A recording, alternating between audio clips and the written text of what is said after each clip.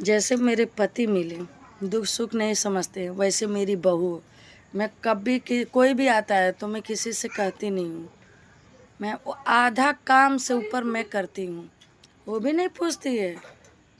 अगर मैं एक एक महीना सिंदूर और बिंदी ना लगाऊं तो भी नहीं पूछती है। अब मैं तो 6-6 महीना में बिछिया नहीं पहनी, मेरे हस्बैंड एक बिछिया नहीं ला कर दिए थे। मैं खुद अपने आप श्रृंगार करती हूँ, क्योंकि भाई मुझे शौक है। मैं कैसे भी रहूं, पूछते नहीं है।